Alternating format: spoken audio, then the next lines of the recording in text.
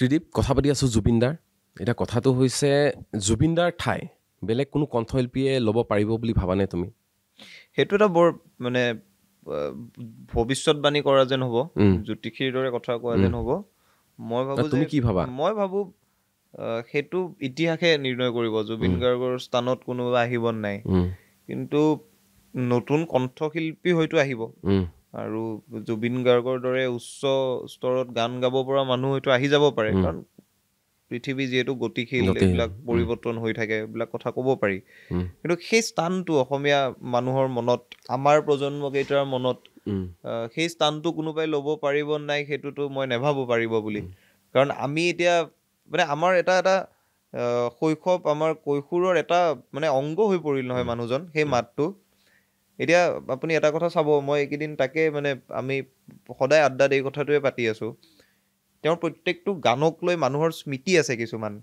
এতিয়া মই যেতিয়া প্ৰথম মন যায় শুনিছো মন যায়ৰ লগত মোৰ এটা স্মৃতি আছে আপোনাৰ তেনেকে এটা স্মৃতি আছে প্ৰথম আপুনি যেতিয়া জুবিন গাৰ্গৰ পুৰণা গানবোৰ আৱিষ্কাৰ কৰি গৈ থাকে সেই ৰাতিবোৰত এটা স্মৃতি আছে মানে আমাৰ জীৱনটোৰ সৈতে তেওঁ ইমান বেয়াকৈ মানুহজন সংপৃক্ত হৈ আছে যে আমি তেওঁৰ স্থান বেলেগক দিবই নোৱাৰিম আৰু মই ভাবো যে নিশ্চয়কৈ তেওঁৰ দৰে শিল্পী এজনটো অসমীয়া জাতিয়ে সদায় কামনা কৰিব তেওঁৰ দৰে মানুহক সহায় কৰিব পৰা মানুহ এজন সদায় কামনা কৰিব কিন্তু জুবিন গাৰ্গ এটা কিংবদন্তি হৈ থাকি যাব এটা সাধু কথা হয় মইতো নেজানো 10-15 বছৰৰ পাছত যিটো প্ৰজন্ম আহিব তেওঁলোকক আপুনি বুজাব পাৰিব নাই যে এনেকে খাৰগুলিত 0 মাইল বুলি জেগা এটা আছিল তাত এজন এনেকুৱা মানুহ আছিল যাক অসমৰ চবে ভাল পাইছিল আৰু তেওঁ টকা বিলাইছিল কেনেকে বুজাব সেই মানে আৰু সি বা কিয় মানি ল'ব যে এই সি যিখন পৃথিৱী আহি পাব 10-15 বছৰ পাছত য'ত হত্যা হিংসা মাৰপিট কটাকটি মাটিৰ বাবে ভায়েকৰ মাজত কাজিয়া হৈ থাকিব সি কেনেকে মানি ল'ব যে ইয়াত এনেকুৱা জুবিন গাৰ্গ বুলি মানুহ এজন আছিল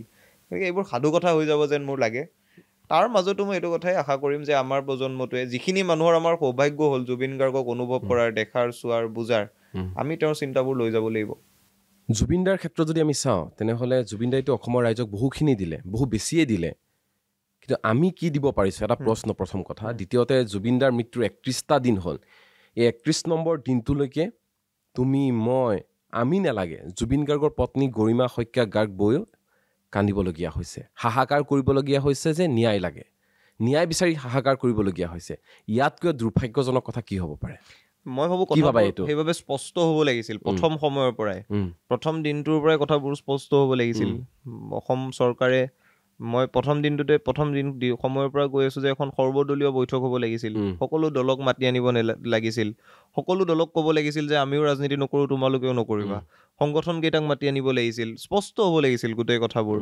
আৰু এই কথাটো বাৰু আমি আটায়ে মানি ল'ব পাৰো বা আমি আটায়ে জানো যে ভাৰতৰ ন্যায়িক প্ৰক্ৰিয়াটোত যেতিয়া তদন্ত হৈছে সময় লাগিবই কিন্তু মানুহৰ মনত এইবাবে সন্দেহ বা মানুহৰ মনত এইবাবে অসন্তুষ্টি হৈছে কাৰণ কথাবোৰ স্পষ্ট নাই হোৱা ইমান দিনে আমি শেষৰ ভিডিঅ'টো নাই দেখা ৰাতিটো সেই দিন দুটাত কি হৈছিল আমি সেইটোৱে গম পোৱা নাই গতিকে এই কথাবোৰ স্পষ্ট হ'ব লাগিব আৰু জুবিন গাৰ্গৰ বিষয়টো মানুহৰ বাবে ইমান আৱেগিক বিষয় এটা মানে আমাৰ অসমীয়া মানুহৰ বাবে ইমান অন্তৰৰ বিষয় এটা এই বিষয়টো পাহৰি যাব কোনোবাই বুলি ভবা কথাটো ভুল গতিকে আমাৰ যিসকল ৰাজনীতিবিদ আছে প্ৰত্যেকটো ৰাজনৈতিক দলৰ তেওঁলোকে কথাবোৰ চিৰিয়াছলি ল'ব লাগে সৰু মানুহবোৰ আপুনি যদি সোণাপুৰলৈ যায় তাত দেখিবলৈ পাব যে তাত জাতি ধৰ্ম বৰ্ণ ভাষা নিৰ্বিশেষে মানুহবোৰ একগোট হৈছে কোনেও কাকো সোধা নাই ধৰ্ম জাত পাত কি আটায়ে গৈ তাত পবিত্ৰ হৈছে পবিত্ৰ স্থান হৈ পৰিছে গতিকে এই যে সৰু মানুহবোৰ একগোট হৈ গ'ল জাতি জনগোষ্ঠী বৰ্ণ ভাষাত গোটেই বিভেদ পাহৰি গ'ল সেই কথাটো আমাৰ ৰাজনীতিকসকলৰ ক্ষেত্ৰত আমি কিয় দেখা নাই তেওঁলোক কিয় একগোট হ'ব পৰা নাই তেওঁলোকে একেলগে কেন্দ্ৰীয় চৰকাৰক কিয় ক'ব পৰা নাই যে জুবিন গাৰ্গৰ বিষয়টোত ক্ষিপ্ৰতৰ সহায় কৰিব লাগে আমাক কেন্দ্ৰীয় চৰকাৰৰ কাৰণ ডাঙৰ ভূমিকা এটা আছে আমি সদায় আমাৰ ৰাজ্য চৰকাৰৰ কথা পাতি আছো কিন্তু কেন্দ্ৰীয় চৰকাৰৰ ডাঙৰ ভূমিকা এইবাবে আছে কাৰণ দুখন দেশৰ কথা জড়িত হৈ আছে ছিংগাপুৰ আৰু ভাৰত কেন্দ্ৰীয় চৰকাৰে কাম কৰিব লাগিব কেন্দ্ৰীয় চৰকাৰে নিজৰ দায়িত্ববোৰো পালন কৰিব লাগিব গতিকে এই বিষয়বস্তুটো এতিয়া আন্তঃৰাষ্ট্ৰীয় বিষয় এটা গতিকে বৈদেশিক পৰিক্ৰমা বিভাগটো গৃহ বিভাগৰ ডাঙৰ ভূমিকা আছে তেওঁলোকে কাম কৰিব লাগিব আৰু মানুহৰ মনত বিশ্বাসটো জন্মাব লাগিব যে আমি যিটো বাটেৰে তদন্ত কৰি আছো বাটটো সত্যৰ বাট বা এইটোৱে বাট সঠিক বাটেৰে যে ন্যায় পাব পাৰি বা ন্যায় পাম, সেই কথাটো মানুহৰ বিশ্বাস আহিব লাগিব। আৰু মই লগতে খালি এই কথাটো ক'ম যে মানুহবোৰো উত্তেজিত হৈ আছে। মানুহক উত্তেজিত কৰা কাম কাজো এই সময়খিনিত কৰা অনুচিত, কোনো পক্ষই কৰিব নালাগে। কাৰণ আমি যি ধৰণৰ ঘটনা আমি নিবিচাৰো, ধৰক এতিয়া হিংসাত্মক ঘটনাবোৰ, সেইবোৰ জুবিন গাৰ্গে আজীৱন বিৰোধ কৰি গৈছে, গ্ৰহণযোগ্য নহয় সেইবোৰ জুবিন গাৰ্গে সদায় বিৰোধ কৰি গৈছে। জুবিন গাৰ্গৰ আপুনি গোটেই জীৱনটো চালে, জুবিন গাৰ্গৰ সেইবাবে অসমীয়া সমাজখনত যিটো গুৰুত্ব এইবাবেই আছে, কাৰণ যিখন অসমত জুবিন গাৰ্গ আহিছিল সেই অসমখনত হত্যা হিংসা আছিল, সন্ত্ৰাস আছিল, সামৰিক সন্ত্ৰাস আছিল, বা আলফাৰ কাম কাজবোৰ আছিল, সেই সময়ৰ হিংসাত্মক কাম কাজবোৰ। তাৰ মাজত অসমীয়া মানুহক জুবিন গাৰ্গে সপোন দেখিবলৈ শিকাইছে। সেই সময়ত গুৱাহাটীৰ ৰাজপথবোৰৰ কথা আমি যেতিয়া পঢ়ো, উকা ৰাজপথ, গাঁওবোৰৰ উকা ৰাজপথ বন্ধ হৈ যায় সন্ধিয়া হ'লে, সেই সময়ছোৱাত জুবিন গাৰ্গ নামৰ চুলি দীঘল ল'ৰাজন আহি মানুহক ক'লে যে তোমালোকে সপোন দেখিব পাৰা, আশা আছে জীৱনত। সেইবাবে তেওঁৰ অনামিকা, মায়া, আশা এই গানবোৰৰ গুৰুত্ববোৰতো তাত যে সপোন দেখিবলৈ শিকাইছে। সেই সপোন দেখা ল'ৰাবোৰ আজি হয়তো প্ৰত্যেকজনে নিজৰ নিজৰ জেগাত চিকিৎসক, অভিযন্তা, প্ৰফেচৰ বা আন বিভিন্ন কামত সংস্থাপিত হৈ আছে। তাৰ পাছত যেতিয়া আকৌ সন্ত্ৰাস হৈছে, 2004 চনত ধেমাজিত বোমা বিস্ফোৰণ হৈছে, আকৌ তেওঁ গান লিখিছে, শিশুত গান লিখিছে, শিশু এলবামটোত তেওঁ এই ধৰণৰ গান লিখিছে, কাৰ পৰশ লিখিছে। তাৰপাছত আপুনি যদি চাই শান্তি দিয়া লিখিছে, তাৰ আগত সোণেৰে সজোৱা পজা লিখিছে। 2008 চনত বোমা বিস্ফোৰণ হৈছে, তেওঁ আকৌ আই মুৰৈ লিখিছে ৰুমালত। আৰু মই ভাবোঁ যে সেই সন্ত্ৰাসৰ বিৰুদ্ধে, অহিংসাৰ বাটত জুবিন গাৰ্গে সদায় কথা কৈ গৈছে। গতিকে এই মানুহজনৰ ন্যায়ৰ বাবে হিংসা কৰিলে তেওঁ কিন্তু আমাক ওপৰৰ পৰা বেয়া পাব, তেওঁ কাৰণ আমাকতো আটাইবোৰকে চাই আছে, হিংসা কৰিলে কিন্তু আমাক বেয়া পাব। গতিকে মই ভাবোঁ হিংসাও কৰিব নালাগে, কিন্তু চৰকাৰক এইকেইটা প্ৰশ্ন, চৰকাৰ প্ৰশাসনক এই সঠিক প্ৰশ্নকেইটা আমি সদায় সুধি যাব লাগে। আৰু মই ভাবোঁ জুবিন গাৰ্গৰ মৃত্যুক লৈ তোমাৰ, মই যদি সুধোঁ যে জুবিন গাৰ্গৰ ৰহস্যজনক এই কাৰণে কৈছোঁ কাৰণ কোনেও গম নাপায় এতিয়ালৈকে জুবিন গাৰ্গ কি কাৰণে মৃত্যু হ'ল, বা আমি সেই ৰিপৰ্টটো এতিয়ালৈকে পঢ়িব পৰা নাই। তোমাৰ যে মনত খুদনি উঠাই প্ৰশ্নকেইটা কি হ'ব জুবিন গাৰ্গৰ মৃত্যুক লৈ? মোৰ মনততো থকা প্ৰশ্নকেইটা সেইকেইটাই। মই প্ৰথম কথা এই কথাটো বুজি নাপালোঁ, কিয় তেওঁক ৰাতি শুবলৈ দিয়া নহ'ল, তেওঁক দৰৱ কিয় দিয়া নহ'ল, কিয় সেইদিনা সাগৰলৈ লৈ যোৱা হ'ল, সাগৰলৈ লৈ যোৱাৰ পাছত পানীত নামিবলৈ কিয় দিয়া হ'ল, পানীত নমাৰ পাছত মানুহজনৰ কাষত কিয় কোনো নগ'ল, এই প্ৰশ্নকেইটাতো আটাইৰে মনত আছে। ছিংগাপুৰলৈ যদি ইমান বেছি তেখেতৰ অসন্তুষ্টি আছিল, যিটো কথা তেওঁৰ ঘনিষ্ঠ মহলে, কাষত থকা মানুহে এতিয়া কৈ আছে যে তেওঁ যাব বিচৰা নাছিল, কি এনেকুৱা কাৰণ আছিল যে তেওঁ ছিংগাপুৰ নোযোৱাকৈ থাকিব নোৱাৰিলে? এই কথাবোৰ মানুহৰ মনে মনে আছে, মানুহৰ মনত আছে, মোৰ মনত বুলিয়ে নহয় আটাইৰে মনত আছে। এই কথাবোৰত এটা স্পষ্টতা লাগিবই। মুখ্যমন্ত্ৰী ডাঙৰীয়াই কৈছে যে জুবিন গাৰ্গৰ ৰহস্যজনক মৃত্যু হোৱা নাই, হত্যা হৈছে। গতিকে তেখেতেতো কথাটো কোনো ধৰণৰ, তেখেতে যদি কথাটো কৈছে গতিকে তাৰো এটা ভিত্তি লাগিব, তেওঁতো হত্যা বুলি কৈছে। আৰু মুখ্যমন্ত্ৰী হিমন্ত বিশ্ব শৰ্মাই এইটো কথা উল্লেখ কৰিছে যে যেতিয়া ৰিপৰ্টটো পাব অসমৰ ৰাইজে, যেতিয়া জানিব পাৰিব, তেতিয়া সকলো আচৰিত হৈ পৰিব, এনেকুৱা ধৰণৰ মন্তব্য কৰিছে হিমন্ত বিশ্ব শৰ্মাই। গতিকে মই ভাবোঁ যে আৰু ৰহস্য আৱৰ্ত সোমাই পৰিছে, কথাবোৰ জটিল হৈ গৈছে। এতিয়া SIT-য়ে যদি কাকো কথাবোৰ জনোৱা নাই, হিমন্ত বিশ্ব শৰ্মাই কেনেকে গম পাইছে বুলি বিৰোধীয়ে প্ৰশ্ন কৰিছে এতিয়া। গতিকে মই এইকাৰণে ৰাজনৈতিক কথা ক'ব খোজাই নাই। ৰাজনীতি এই বিষয়টো ৰাজনীতি কৰা বিষয় নহয়। 26ৰ নিৰ্বাচন আছে, 26ৰ নিৰ্বাচনৰ কাৰণে আটাই সাজু হৈছে, ৰাজনীতি কৰিব। এই বিষয়টোত কোনেও ৰাজনীতি কৰিব নালাগে, কাৰণ এই টপিক হ'ব নালাগে, এইটো হ'বই নালাগে। ইলেকশ্যন আহি আছে, নিৰ্বাচনী প্ৰচাৰত এই বিষয়টো, অন্ততঃ জুবিন গাৰ্গ এই বিষয়টো যাতে তাৰ টপিক হ'ব নালাগে, সেয়া শাসক হওক, সেয়া বিৰোধী হওক, এইটোক লৈ ৰাজনীতি হোৱাৰ স্থলেই নাই। এই বিষয়টোত যিয়ে ৰাজনীতি কৰিব তাক অসমীয়া মানুহে বেয়া পাব, মানে তাক অসমীয়া মানুহে খং কৰিব। এইভাৱে খং কৰিব কাৰণ জুবিন গাৰ্গ নাইকিয়া হৈ গৈছেতো, জুবিন গাৰ্গ নাইকিয়া হৈ গৈছে। গতিকে এতিয়াও ৰাজনীতি এই বিষয়টোত যদি কোনোবাই কৰিব বিচাৰে, মই ভাবোঁ এইটো অপৰাধ, পাপ। আৰু ইতিহাসত তেনেকৈ ৰাজনীতি কৰা মানুহবোৰৰ নাম কিন্তু ইতিহাসে ভালকৈ লিখি ৰাখিব, যাতে পিছৰ প্ৰজন্মই তেওঁলোকক ঘৃণা কৰিব পাৰে। আৰু জুবিন গাৰ্গক শেষবাৰৰ বাবে তুমি কেতিয়া লগ পাইছিলা? মই 2 মাহমান আগতে লগ পাইছিলোঁ, বৰ ভালকৈ নহয়, মানে দীঘলীয়াকৈ নহয়, জুন মানত লগ পাইছোঁ শেষবাৰৰ বাবে। আৰু দীঘলীয়াকৈ শেষবাৰ কটনলৈ আহোঁতে লগ পাইছোঁ। কটনৰ জুবিন গাৰ্গৰ লগত তোমাৰ আড্ডা নিচিনা এটা কেনেকুৱা কথাবোৰ আলোচনা হৈছিলে? তেওঁ বিভিন্ন ধৰণৰ কথা, আৰু মোক প্ৰথমবাৰ লগ পাওঁতে তেওঁ কিতাপৰ কথা সুধিছিল, কিতাপ পঢ়াৰ কথা কৈছিল, মানে হাৰাৰীৰ কথা কৈছিল, মই এইটো কৈছোঁ বিভিন্ন জেগাত।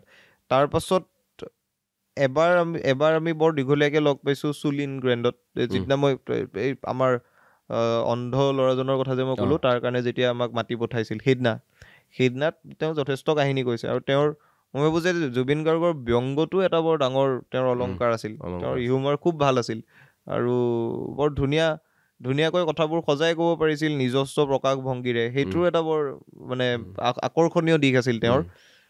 বিভিন্ন কাহিনী কয়, ৰাজনীতিৰ কথাও কয়, তাৰপাছত চিনেমাৰ কথা কয়। এই ৰাজনীতিৰ ক্ষেত্ৰতে এটা কথা কওঁ, মই কৈছিলোঁ যে তোমাক, মই গৈছিলোঁ জুবিন দাক প্ৰথম লগ পাইছিলোঁ 47 মিনিট সাক্ষাৎকাৰ জুবিন দাৰ লগত, সাক্ষাৎকাৰ কৈছোঁ আৰু কথা পাতিছিলোঁ। তেতিয়া এটা কথাই কৈছিলে যে যিয়ে হৈছ হয় কিন্তু পলিটিক্সত নাযাবি, তই যদি ভাল মানুহ হয় তই জাষ্ট ৰৈ দে, কোনে কোন ফালৰ পৰা তোক হেৰি কৰিব তই গমেই নাপাবি, কেতিয়া তই বেয়া মানুহলৈ পৰিণত হৈ যাবি। জাষ্ট ৰৈ দিলে হ'ল, তই ৰাজনীতি পথাৰখনত তই থিয় হৈ দে, তই যদি ভাল মানুহ হয় তই বেয়া মানুহ হৈ পৰিবি। আৰু ৰাজনীতিত তাৰমানে মুঠতে যাব নালাগে। সাংঘাতিক ধৰণে বেয়া পাইছিল, কিয় বেয়া পাইছিল এইটো মোৰ কৌতূহল এটা আছে, কাৰণ ৰাজনীতিটো এৰাবলগীয়া বিষয় নহয় প্ৰথম কথা, কিন্তু জুবিন গাৰ্গৰ ক্ষেত্ৰত কিয় এনেকুৱা সাংঘাতিকভাৱে বেয়া পাইছিল। পলিটিক্স শব্দটো সেইকাৰণে লিখিলে, পলিটিক্স নকৰিবা বন্ধ, পলিটিক্স শব্দটোৱে বেয়া পাইছিল জুবিন গাৰ্গে। কি ভাবা এই ক্ষেত্ৰত? মই কিন্তু কথাটো এনেকৈও ভাবোঁ যে জুবিন গাৰ্গে নিকৃষ্ট ৰাজনীতিটোক বেয়া পাইছিল, কিন্তু জুবিন গাৰ্গৰ এটা নিজা ৰাজনৈতিক দৰ্শন, যিটোৰ কথা তেওঁ সময়ে সময়ে কৈছে, ছ'চিয়েলিষ্ট ছ'চিঅ' লেফটিষ্ট বুলি নিজকে কৈছে, সেই দৰ্শনটোৰো গুৰুত্ব আছে। আৰু দৰ্শনটো বিভিন্ন সময়ত যিকোনো শিল্পী বা যিকোনো পাব্লিক ফিগাৰ, ৰাজহুৱা ব্যক্তিৰ ক্ষেত্ৰত দেখা পোৱা যায় যে কিছুমান তাত উত্থান পতন থাকেই, জুবিন গাৰ্গৰ ক্ষেত্ৰতো আছে। কিন্তু মই বৰ বেছি মানে তাত্ত্বিক কথা নকৈ মই এই কথাই ক'ব খোজোঁ, জুবিন গাৰ্গৰ যিটো ৰাজনীতিটো কিন্তু আটাইকে লগত লৈ চলা ৰাজনীতি এটা, মানে সকলো জাতি ধৰ্ম বৰ্ণ ভাষা একেলগে থকা এটা ৰাজনীতি, যিটো ৰাজনীতিৰ প্ৰকাশ আমি শেষ যাত্ৰাবোৰত দেখিলোঁ আৰু এতিয়া সোণাপুৰত দেখি আছোঁ। মানে ৰাজনীতিয়ে যে মানুহক একলগো কৰিব পাৰে, একত্ৰিতও কৰিব পাৰে, সেইটো জুবিন গাৰ্গে দেখুৱাই থৈ গৈছে। জাতি ধৰ্ম বৰ্ণ ভাষা নিৰ্বিশেষে সকলো একেলগে থাকিব পাৰে, প্ৰকৃতিৰ প্ৰতি দায়বদ্ধ হৈ থাকিব পাৰে, জীৱ জন্তুৰ প্ৰতি দায়বদ্ধ হ'ব পাৰে, গাৰ ৰং, মানুহৰ ধৰ্ম, মানুহৰ জাত পাত এইবোৰ পাহৰি আটায়ে মানুহ হিচাপে থাকিব পাৰে, সেইটো জুবিন গাৰ্গে দেখুৱাই থৈ গৈছে। গতিকে মই ভাবোঁ যে তেওঁৰ প্ৰত্যেকটো ধাৰণাৰ পুনৰ নিৰ্মাণ কৰিছে তেওঁ, বহু ধাৰণাৰ। তেওঁ সমান্তৰালভাৱে অসমীয়া ভাষাটোৰ প্ৰতি তেওঁৰ ভাল পোৱাটো, মাতৃভাষাৰ প্ৰতি ভাল পোৱাটো, অসমৰ প্ৰতি ভাল পোৱাটো, মানে মুম্বাই এৰি অহা কথাটো সহজ কথা নহয়, মুম্বাই এৰি গুচি আহিছে আৰু যিটো সময়ত তেওঁ একদম বেলেগ এটা পৰ্যায়ত আছিল। আপুনি এতিয়াও যদি তেওঁৰ পুৰণা হিন্দী এলবাম তিনিটাই শুনে, চান্দ্ৰী ৰাত শুনে, তাৰপিছত যদি চান্দা শুনে, আৰু শেষত জিন্দেগী বুলি আলাপদুদুল সংগীত পৰিচালকগৰাকীয়ে যিটো কৰিছে, তেখেতকো মই বাৰু লগ পাইছোঁ আৰু তেখেতো যথেষ্ট জুবিন গাৰ্গৰ সৈতে একেবাৰে আৰম্ভণিতে থকা ব্যক্তি এগৰাকী। সেই এলবামটো যদি আপুনি শুনে, জিন্দেগীৰ গানকেইটা, সেই গানকেইটা যেতিয়া শুনিব, চান্দাৰ গানকেইটা যেতিয়া শুনিব, এনেকুৱা লাগে যে এই মানুহজনটো বলিউডত থাকিলে বহুত ওপৰলৈ গ'লহেঁতেন। কিন্তু কালি মই ভাবোঁ যে এনেকুৱা কথা এটাও ওলাইছে যে জুবিন গাৰ্গক বলিউডেও বুজি নোপোৱা ধৰণৰ কথা এটা এতিয়া ওলাই আছে, ভাইৰেল হৈ আছে। তাৰ পাছতো মই ভাবোঁ তেখেতে যদি মুম্বাইত খোপনি পুতি থাকিলহেঁতেন, এই যিটো দুৰ্বাৰ অসম প্ৰেম আছিল এইটো তেওঁৰ অসমলৈ টানি নানিলেহেঁতেন, তেওঁ চাগে তাতো বহুত কিবা কিবি কৰি পেলাব পাৰিলেহেঁতেন। কিন্তু তাৰ পাছতো যে অসমলৈ ঘূৰি আহিল, তাৰ কাৰণটোতো মাতৃভাষাৰ প্ৰতি থকা প্ৰেম, অসমৰ প্ৰতি থকা প্ৰেম, অসমীয়া মানুহৰ প্ৰতি থকা প্ৰেম। গতিকে সেই দিশটো আমি তেওঁৰ পৰা লোৱাটো বৰ জৰুৰী। আৰু মই যদি এতিয়া ত্ৰিদীপক প্ৰশ্ন কৰোঁ যে জুবিন গাৰ্গে তোমাৰ জীৱনত কেনেধৰণে প্ৰভাৱিত কৰিলে? মোকতো তেওঁ বহুত ডাঙৰ আশীৰ্বাদ দি থৈ গৈছে, ৰাজহুৱাকৈ আশীৰ্বাদ দিছে। আৰু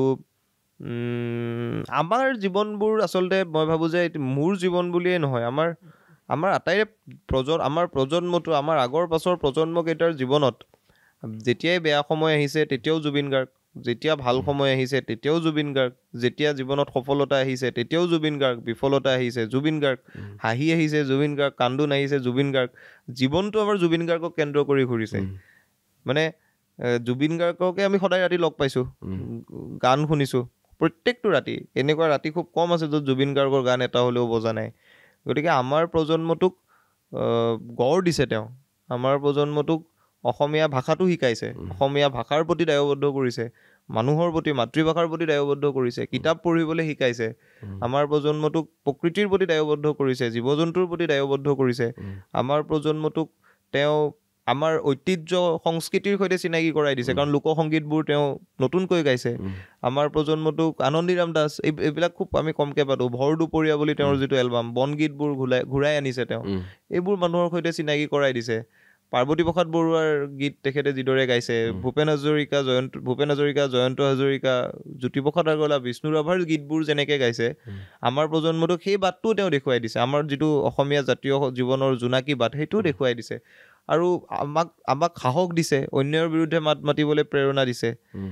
তেওঁ নিজে আহি কা বিৰোধী গণ আন্দোলনৰ নেতৃত্ব লৈছে, গছ কাটিব খোজোতে সন্মুখলৈ ওলাই আহিছে, বিপদ হ'লে মানুহক সহায় কৰাৰ বাট এটা দি থৈ গৈছে। বান সাহায্যৰ কথা হওক, জীৱ জন্তুৰ প্ৰতি থকা প্ৰেম হওক, মানুহক সহায় কৰা হওক, মানে আমাক এটা এনেকুৱা জেগাত তেওঁ এৰি থৈ গ'ল। আমাৰ হাতত জুবিন গাৰ্গ বুলি ক'লে এটা এনেকুৱা দৃষ্টিভংগী এটা আমাক দি থৈ গ'ল, যে আমাক এটা নতুন বাট দি থৈ গৈছে। এতিয়া সেই বাটটোৰে আমি কিদৰে আগুৱাই যাম, আমাৰ প্ৰজন্মটো, এতিয়াৰ প্ৰজন্মবোৰ, সেইটোৱে নিৰ্ভৰ কৰিব যে জুবিন গাৰ্গৰ সত্তাটোক আমি কিমান দূৰলৈ নিব পাৰিম। প্ৰশ্নটো মোৰ এইটোৱে আছিলে যে আমি নৱপ্ৰজন্ম এতিয়া জুবিন গাৰ্গৰ কেনেধৰণে আগুৱাই লৈ যাব পাৰিম? মই ভাবোঁ কি ভাবা, এই কথাকেইটাতো আমি মনত ৰাখিব লাগে। তেখেতে দি যোৱা বৰ অসমখন আমি ধৰি ৰাখিব চেষ্টা কৰিব লাগে।